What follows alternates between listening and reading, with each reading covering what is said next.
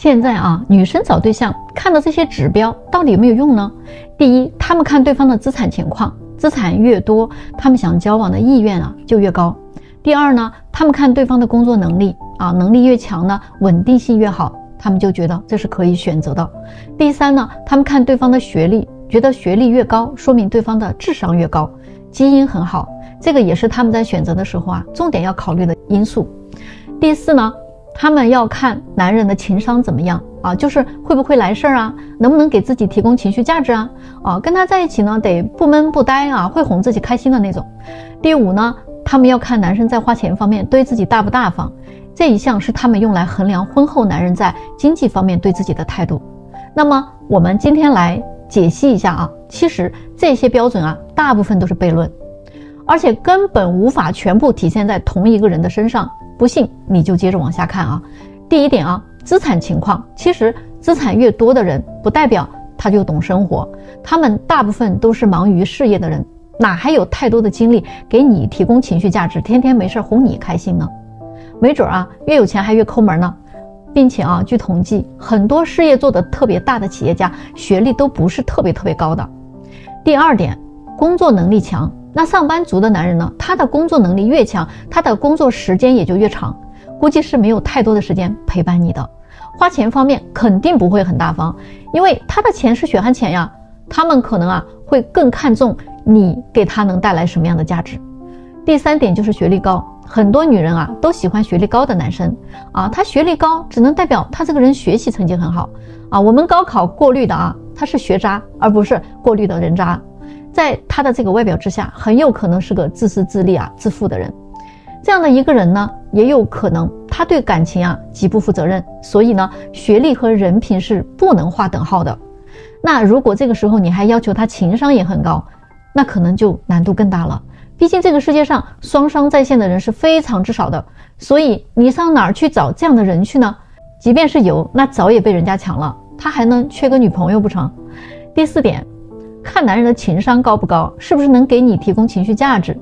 如果一个男人情商很高，他就可以秒杀其他好几个条件了。你们见过那些穷鬼娶了富家女的吧？还有那些网络骗子听说过吧？这些人就是玩情商的高手那些女的被迷的五迷三道的所以呢，要求一个男人情商高，只要他加上其他几项中的任何一项，他的情感生活就永远不会缺席的，你懂了吗？第五点看男人对你花钱大不大方，用这个标准来衡量交往的诚意和婚后对经济方面的态度。但是实际上男人花钱大不大方，从现状来看，他们对刚认识的女生是真的不敢大方的。你们自己也懂人家也是花多了花怕了觉得没意思了，所以呢，他们会对后来认识的女生越来越小气。但是这一点完全无法代表他婚后对钱的态度。有的男人对刚认识的女生就是不大方的，但是一旦他成为正式的女朋友之后并且女生有想往婚姻方向推进的时候男生自然就变得大方起来了。所以呢，你要把全部的条件都放在同一个人身上的时候，恐怕根本就找不到因为就算是有那你也不一定够得着他了。立心姐，一个比你自己更懂你的红娘。我发现最近有好多的男生他宁愿去花钱洗脚，他都不愿意谈恋爱说太费钱太费劲还太费时间。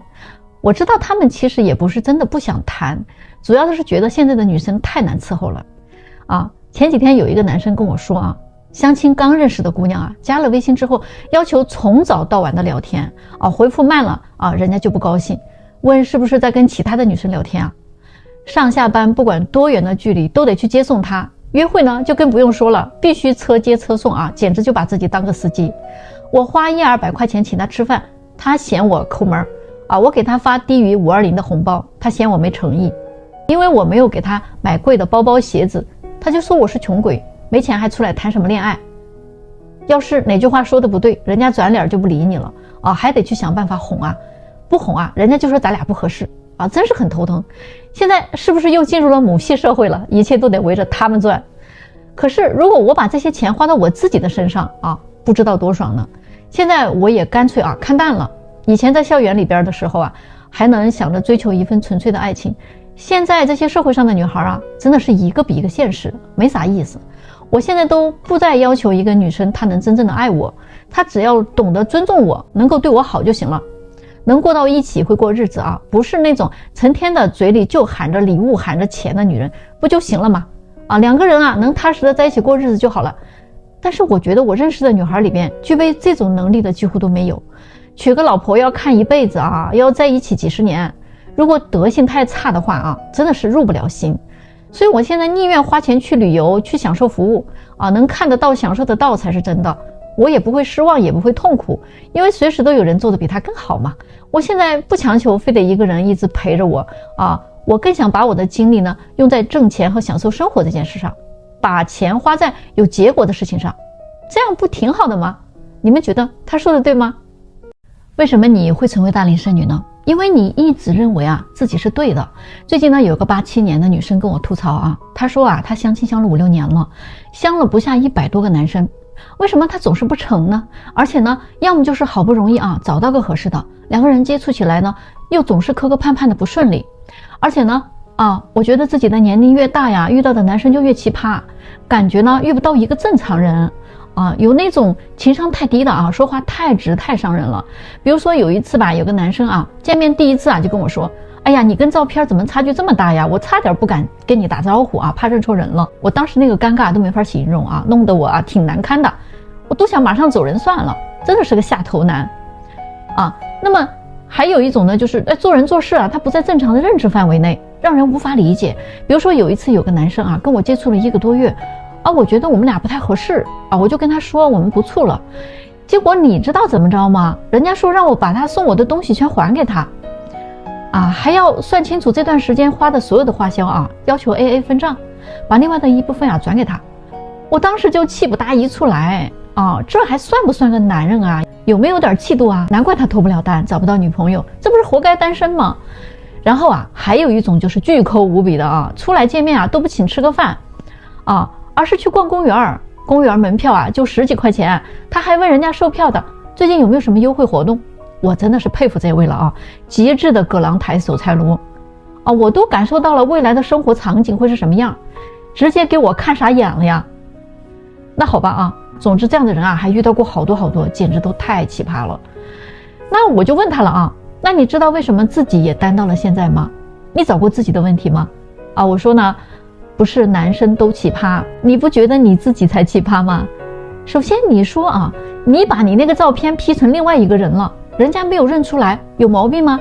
这不很正常的吗？这个其实是你的问题你这跟欺骗都没什么区别了。这个事儿怎么能说是男生奇葩呢？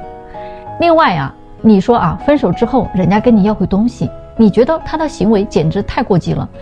但是你有没有想过，一个女生在还没有跟对方确定关系之前就接受人家的东西，这个行为本身就不太合适，对不对？如果不能继续那本来就应该还给他的。男生想跟你 AA， 我觉得也没有什么过分男生们其实他不是真的介意这点钱，他们只不过是讨厌女生们接受他们在这些物质上的付出而女生还觉得理所当然这种态度。你说男生约会特别抠门你也不想一想，都这个岁数的男生了，在他过去的经验里边可能已经在相亲恋爱这件事情上花了不少冤枉钱了，最后还不一定能成，那他为什么还要为一个未知的结果去买单呢？你们才刚刚认识嘛。虽然去公园这种地方你可能觉得太不重视你了，但是男生想的是这样也一样可以聊天说话互相了解没有必要非得去吃大餐花那些冤枉钱吧他们就是想把成本降到最低，还不是被一个个之前的女生们给调教出来的，他们也怕了你们了，难道不是吗？咱们把这个事儿反过来说，如果相亲谈恋爱都是女生来负责大部分开销的话，那你愿不愿意5年之内请那100多个男生吃大餐呢？大家觉得他们会不会请你们吃呢？